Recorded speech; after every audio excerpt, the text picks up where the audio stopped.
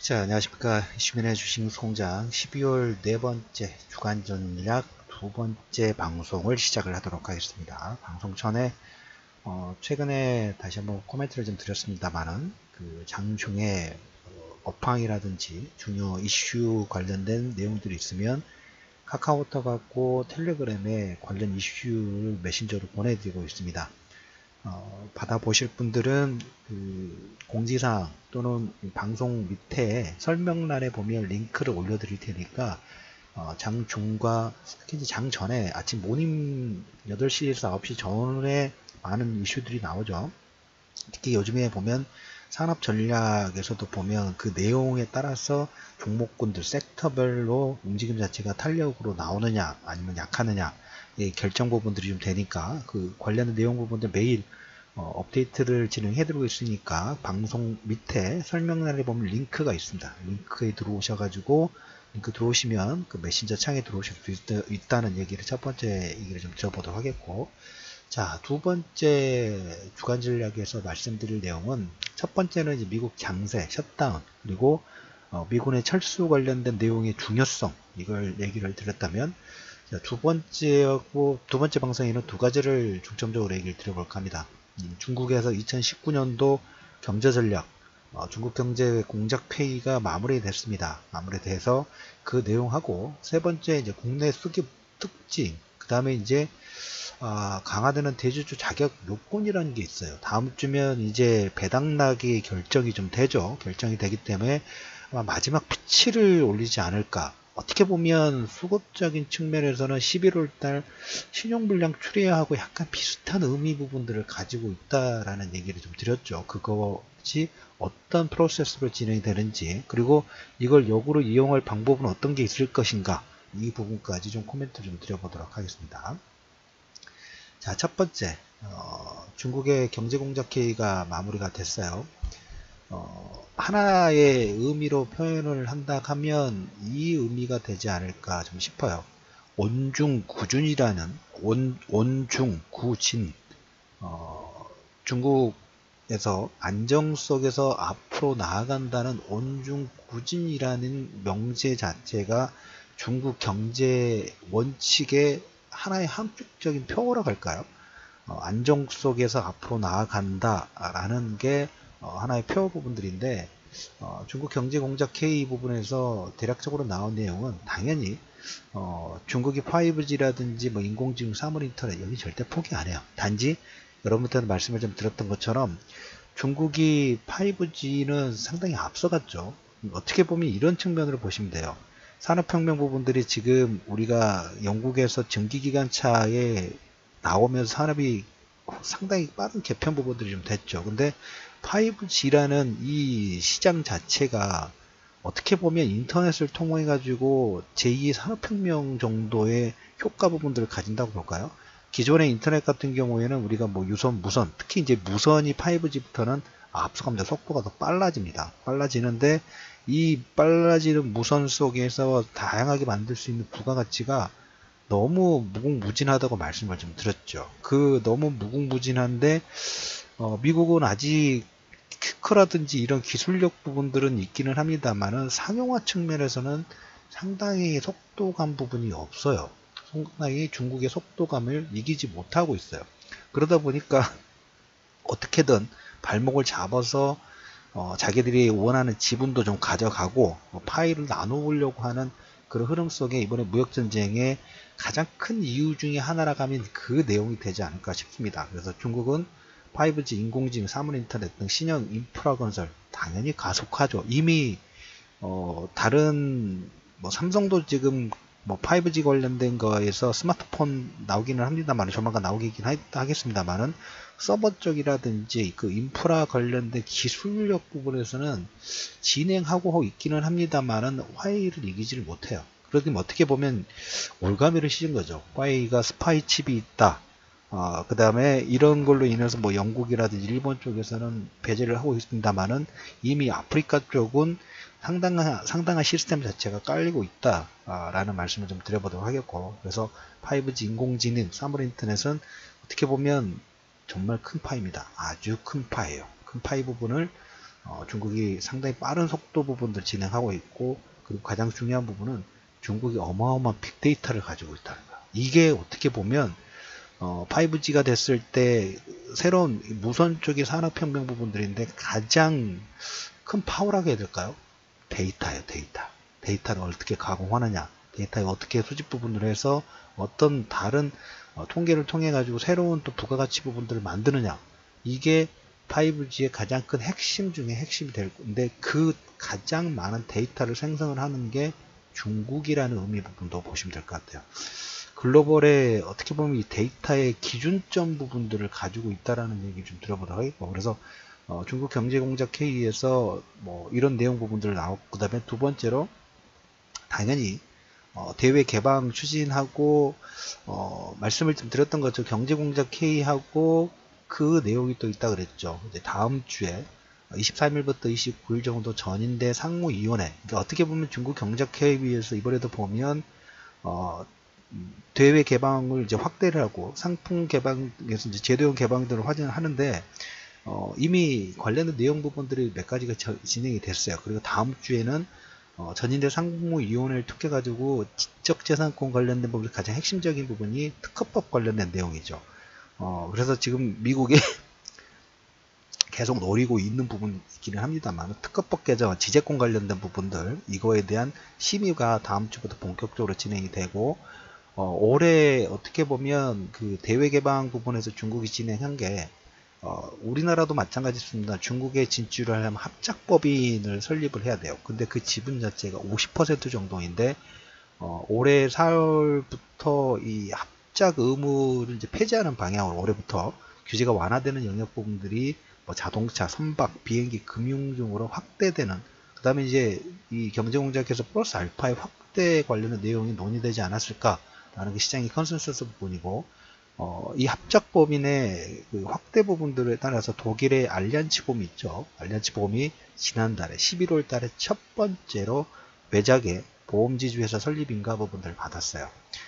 올해 4월 달에 이제 뭐 10개 항목의 금융개방 조치 부분들 발표하면서 그 첫 번째 외작의 보험지주 회사가 설립인가 부분 나왔고, 생포사는 외자 지분을 3년 후에 폐지하는 방향으로 가고, 자동차 생산법인 같은 경우에는 지분이 50% 정도까지 그게 맥스예요. 맥스인데 이 지분 제한을 이제 철폐를 이제 점차적으로 진행합니다. 특히 전기차 같은 경우는 올해 말부터 지분 제한이 폐지가 돼요. 그래서 테슬라가 중국의 상하이 동자 공장 부분들을 설립 추진하고 있는 내용이 이 내용이고, 그 다음에 지분 제한 50%를 풀기 때문에 규제를 안 하기 때문에 BMW 같은 경우에도 한 3, 4년 정도까지 현재 지분 50%에서 75%까지 확대 발표 부분들이 좀 나왔어요. 그래서 개방 관련된 부분들이 정책적인 부분이 계속 확대가 되고 있고, 두 번째로 지재권 관련된 부분들, 그 다음에 여기에 합작법인의 플러스 알파 관련된 내용들이 계속 지금 확대가 되고 있다는 얘기를 첫 번째 좀 들어보도록 하겠고, 그 다음에 이제 볼 부분이 여기에서 그 감세 정책 관련된 부분들이 아마 조만간 대규모로 나오지 않을까 좀 싶어요. 경제 정책 방향에서 그 중국에서 가장 조금 뭔가 그 파이 자체가 큰 게 부동산 관련된 부분이에요. 부동산에 대해서 경기 부양 의지 부분들을 확인을 했다는 게 가장 또 중요한 키워드가 되지 않을까 싶어요. 2015년도, 오히려 2018년도, 내년 다음 주면 2019년도에 진입이 되는데, 15년도부터 이 경제경제회계나 정치정책에서 하나의 문구가 들어갔던 게 부동산 통제 관련된 부분들의 문구가 있었어요. 근데 2015년도 이후에 처음으로 삭제가 됐다는 것도 상당히 중요한 의미예요. 긴축 강도 자체가 낮춰질 수 있다는 거죠. 치솟는 집값을 잡기 위해서 2015년도부터 정책적인 부분들을 했는데, 이거보다는 이제 민생의 내수부양이라든지 부동산을 약간 이제까지는 통제하고 강압하려고 하는 그런 흐름 부분에서 완화라든지 규제 완화 쪽에 집값에 대해서는 약간 느슨한 정책 부분들을 진행할 가능성이 상당히 크다라는 게 대규모 감세하고 내수시장 육성, 제가 이런 명제 부분들을 말씀을 좀 드렸죠. 글로벌 시장에서 성장이라는 큰 축을 맡고 있는 게, 소비라는 큰 축을 맡고 있는 게 미국인데, 미국이 약간씩 지금 발을 빼고 있다고 말씀을 좀 드렸어요. 그러면 이 줄어드는 무역 장벽을 통해 가지고 허들을 만들고 있는데, 그걸 대신할 만한 누군가 새로운 주체 아니면 신규 수요 부분들을 신규 수비 부분들을 만들 주체가 필요한데, 그 대상으로 어디가 올라오고 있다? 중국이 올라오고 있다는 거예요. 특히 이쪽 아시아 쪽에 인구도 많고 그 다음에 성장성도 지금 빠르게 진행되고 있기 때문에 그 중심축에 미국의 줄어드는 일부 파일을 어디가 중국이 파이 부분들을 가져가려고 하는 그런 흐름 속에 중국이 대규모 감세, 그 다음 내수시장 육성, 그 다음에 추가적인 통화정책 완화 부분들을 통해 가지고 공격적인 경기부양책 부분들을 합니다. 그 경기부양책에서 부동산, 이제까지는 가격 상승 부분들 통제하는 쪽에 핵심 키워드 있다면 그 문구 자체가 빠졌다는 게, 삭제가 됐다는 게 상당히 중요한 부분이고, 그 다음에 이제 그 자금 지원 관련된 부분에서 한 최근 12월 달에 진행이 되는 거예요. 예전에는 막 금리 인하라든지 이런 쪽이 광범위하게 진행됐다면, 이제는 약간의 보면 타겟팅이에요. 이번에 그 TMLF라는 게 있습니다.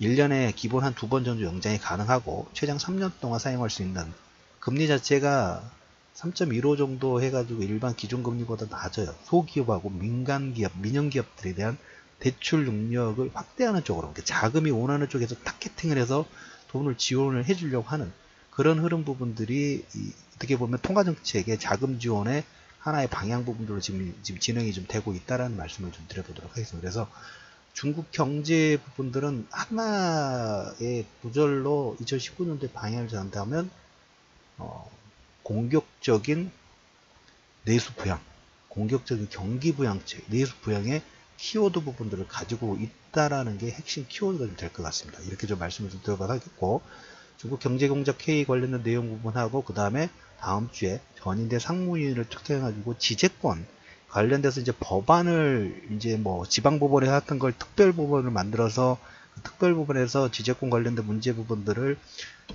판결을 내린다. 한층 강화된 지재권의 통제 부분들이 진행될 가능성이 이제 법안으로 하나씩 만들어지고 있다는 얘기를 말씀을 좀 드려보도록 하겠고, 두 번째로 이제 마지막으로 말씀드려보니 국내 수급의 특징이에요.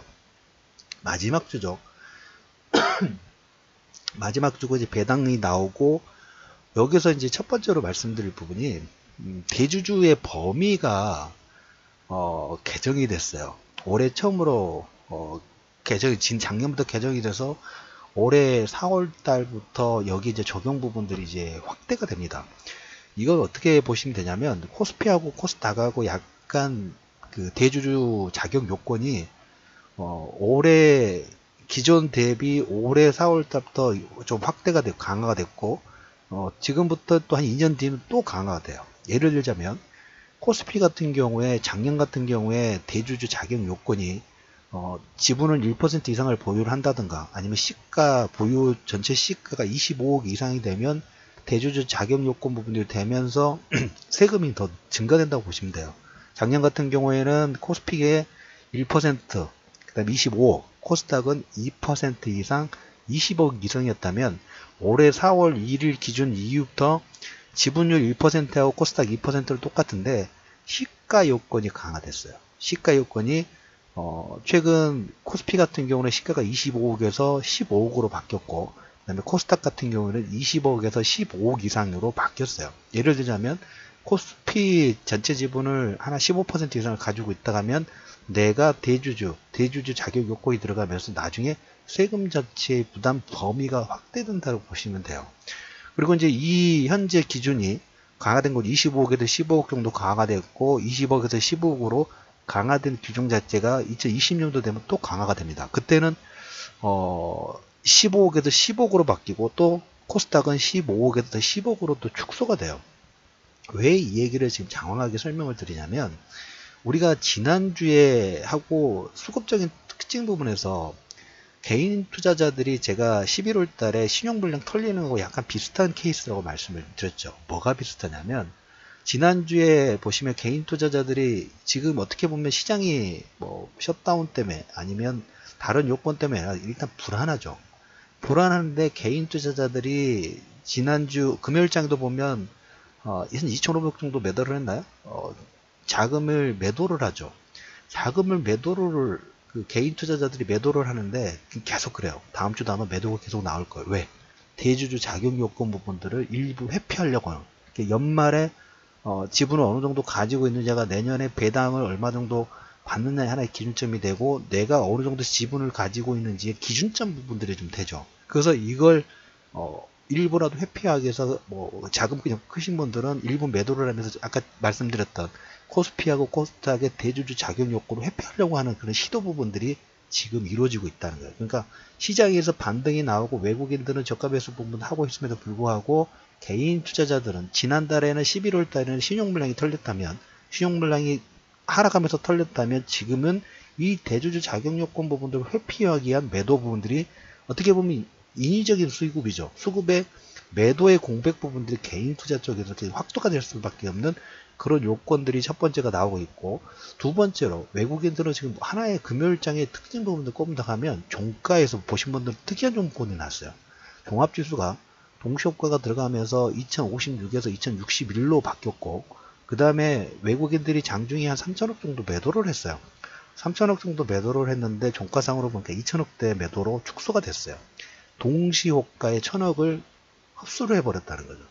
흡수를 하면서 개인 투자자들의 물량은 2천억 이상의 매도 부분들을 외국인들이 싹 받아가는 모습, 개인들은 물량을 털어내는 모습, 대주주의 범위 부분들을 벗어나기 위한 이 사건을 이용해서 외국인들은 개인들의 물량을 지금 뺏고 있는 거죠. 신용 물량이 강제로 털린 것과 비슷한 케이스를 말씀을 드리는 거예요. 그로 인해서 현대미포 같은 경우에 가장 큰 변화 부분들이 있었다가, 종가 전에, 동시효과 전에 62,500원인데 종가는 64,000원에 끝났고, 삼성중공업은 7,560원 정도인데 7,620원 정도, 삼성전자도 38,400원대에서 38,600원대로 변경, 하이닉스도 59,700원인데 6만원대, 종합지수도 상승하는, 전체적으로 외국이 동시효과 때 물량을 약 1,000억 정도의 물량을 매수하면서 개인들의 대주주 범위 부분들을 회피하려고 하는 매도가 계속 강화되는데, 물량은 뭐하고 있습니까? 받죠. 지난달에 신용 물량 털렸을 때 외국인들 물량을 저가 매수했던 거하고 비슷한 흐름 부분들이 진행되고 있다는 게 가장 수급적인 특징 보여줘도 여러분들이 특이사항 부분으로 별표 두세 개 정도 체크 부분을 할 부분이고, 두 번째로 이제 말씀드릴 부분이 국내 수급의 특이사항이고 시장 특징 주도주예요. 특히 코스닥 같은 경우 외국인과 기관에서 쌍끌이 매수 부분들이 들어오고 있다고 말씀을 좀 드렸죠. 외국인과 기관이 쌍끌이 매수가 들어오고 있는데, 특히 코스닥 종목군들, 제가 2, 3주 정도 계속 강조를 드렸죠. 중요한 구간이다. 종가 베팅 구간이고 신규 시가가 결정이 되면서 한 달, 두 달 사이에 상당히 공격적인 매매 부분들을 할 타이밍이 1년에 딱 한 달을 꼭 한 번에 매매 부분 한다고 하면 저는 12월과 1월, 2월 한 3개월 정도가 핵심적인 매매 시점이라는 얘기를 계속 강조를 드리고 있죠. 그 흐름 부분이 조금 전에 말씀 대주주 자격 요건을 통해 가지고 개인들의 물량이 지금 인위적으로 털리고 있고, 외국인들은 이걸 인위적으로 털리는 물량을 받고 있고, 외국인과 기관은 어디 쪽에 매수가 들어왔나요? 코스닥 쪽에 매수가 들어오고 있죠. 그리고 두 번째로 말씀드릴 부분이 뭐냐면, 코스닥 종목군들의 특징이 여러분들 보실 필요가 있어요. 뭐냐면 최근에 이제 신규 상장주가 강세예요. 신규 상장주. 신규 상장주가 강세라는 의미 부분들, 한편으로 여러 가지 의미 부분들 있지만 쉽게 생각하면 신규 상장주는 정말 민감한 섹터 중에 하나, 신규 상장주 중에 하나를 우리가 섹터로 생각한다면 상당히 민감한 부분이에요. 그러니까 시장 자체가 조금이라도 불안하면 신규 상장주는 종목군 자체가 회사가 정말 회사 방향이 좋으면 신규 상장주 급등하거나 아니면 급락이 나오죠. 그와 마찬가지로 신규 상장주가 요즘에 보면 동시다발적으로 상당히 강세 종목, 기본 한 10에서 40% 정도 급등 부분들을 일으키고 있는 하나의 현상이에요. 그 의미 부분들은 뭐냐면, 외국인과 기관이 코스닥에 대해서 11월달 시장 급락 부분이 나왔을 때부터 계속 강조드렸죠. 외국인들이 지금 코스닥 부분들을 계속 관심권을 두고 있고 비중을 높여가고 있다는 얘기를 강조를 드렸던 것처럼, 이 흐름 부분에서 정말 민감한 섹터 중에 하나가 신규 상장주인데, 신규 상장주가 단기적으로 종목군별로 틀리긴 합니다만 보통 10에서 30%, 40% 이상이 급등이 이미 소리 소문 없이 진행되고 있다는 거예요. 그만큼 시장에 대해서 민감한 신규 상장주가 이러한 상승 부분을 보이고 있다는 것은 어떤 의미를 일부 포함시켰냐면 코스닥 쪽에 종가 베팅과 신규 베팅 부분에서 상당히 큰 흐름 부분이 나올 수 있는 가능성이 커지고 있다는 의미와 일맥상통한다고 보시면 될 것 같아요. 자, 그래서 계속적으로 말씀드리지만 1년에 딱 3개월 정도, 한 분기 정도 매매 부분들을 집중할 구간이 12월과 1월달이고, 지금 어떻게 보면 장보고 7호, 8호 부분을 나가는데 약간 그런 욕심도 있어요. 더 많이 매수를 하고 싶어요. 이 구간대에는. 이 구간대에는 왜? 종목군 자체가 좋은 탄력 있는 종목군들이 많이 있다 보니까 많은 접근 부분을 해놓고 있다 보면 20, 30%는 타이밍만 잘 맞으면 지난달에 장보고 6호도 비슷한 케이스였죠. 시장 급락이 나오니까 물량 받아야 됩니다라는 강조 부분을 하면서 빠르게 접근하셔야 됩니다고 강조를 좀 드렸죠. 그게 한 달 만에 끝냈던 것처럼 지금 한 3개월 정도의 장세 부분에서는 대주주 요건하고 그 다음에 시장 특징주들의 흐름 부분들 보면 신규 상장주 의미 부분들 본다고 하면 상당히 더 탄력적으로 나올 수 있기 때문에 중국 경제공작회의가 내년에 그 경제 부분들 공격적인 통화정책 부분들을 한다고 내수부양을 한다고 말씀을 드렸죠. 지금은 종목군들의 매매 접근 역시 대주주 요건 따라서 개인들은 매도를 하지만 매도하는 게 아니라 어디서 탄력 부분들이 더 강해지는가, 이 강해지는 게 어떤 모멘텀을 가지고 있는가, 소소 테마주가 이미 시장 자체 어느 정도 투영시켜주고 있다고 말씀을 좀 드렸죠.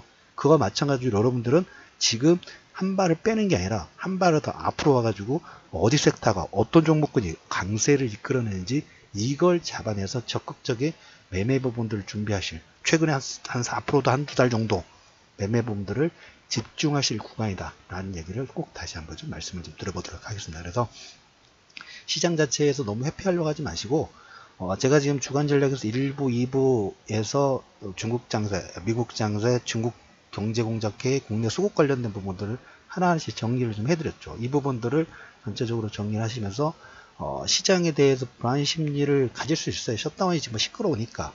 하지만 세 번째 셧다운입니다. 그리고 이 셧다운 자체가 트럼프의 카드 정도라고 생각하시면 되지 않을까. 물론 빨리 끝날 수도 있고 하면 질질질 끌면서 트럼프의 카드로 사용될 수 있지만 그것보다 중국의 포인트를 좀 두시고 특히 국내 수급의 특이상, 종가의 외국인들이 현대미포 같은 경우 62,500원에서 64,000원까지 왜 점프가 됐을까? 대주주 작용 요건 부분들은 어떻게 됐고, 신규 상장주는 그렇게 민감한 신규 상장주고 왜 30에서 40% 이상의 급등 부분들이 진행되는가의 의미 부분들을 역으로 생각해 본다면 여러분들이 시장을 회피하는 것보다는 눈을 더 크게 한 스텝 부분들을 앞으로 가실 필요가 있다는 코멘트를 드리면서 12월 네 번째 주간 전략 두 번째 방송을 마무리하도록 하겠습니다. 메신저 이슈 메신저 관련된 내용 부분하고 그 다음에 장보고 관련된 문의 부분도 있으시면 특히 메신저는 그쪽에 링크를 공지사항이라든지 방송 밑에 보면 링크를 올려둘 테니까 그 링크를 타고 들어오시면 될 것으로 사료가 됩니다. 이상 12월 네 번째 주간 전략 두 번째 방송을 마무리하도록 하겠습니다.